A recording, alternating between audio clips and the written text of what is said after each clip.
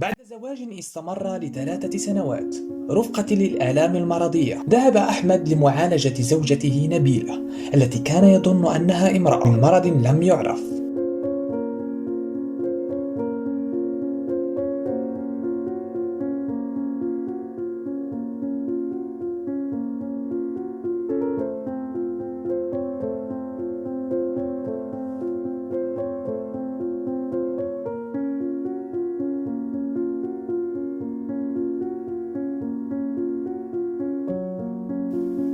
قرر إجراء عملية جراحية بعد ذلك، ولم يكن أحمد يتوقع أبدا أن يكون هذا اليوم يوم لن ينساه طوال حياته، عندما أخبره هذا الطبيب أن زوجته نبيلة للأسف قد تحولت إلى نبيل. جريدة حصاد الأسبوع قررت لقاء مع زوج نبيلة الذي بدأ متفاجئا إلى هذه اللحظة. أن هذاك يعني جهادات ما فيش طلع أي خبر يعني على المرض، ما بقولوا فتق ضروري نعمل عملية.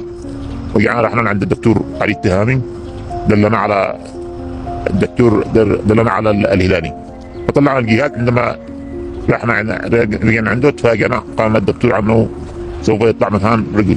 فسبحان الله، ها هو نبيل يودع أيامه الماضية، يشد من رباط نفسه. قال حول البنات قالوا ضروري، قال الدكتور ضروري نعمل عملية. من عملية؟ هذا ذكر. صدقت ولا كيف؟ ما صدق بالله. ما صدق. فعندنا له جهاز للجهاز التناسلي الأنثوي طبعا، ورجع الجهاز انه لا يوجد اي رحم ولا مبايض. في الاخر اضطريت ان اكلم زوجها، انه الامور يعني ممكن نصلح العملية ويطلع ذكر. خالي عن أحذيته النسائية ويتأهب لدخول عالم الرجال من مباركة زوجه السابق أحمد.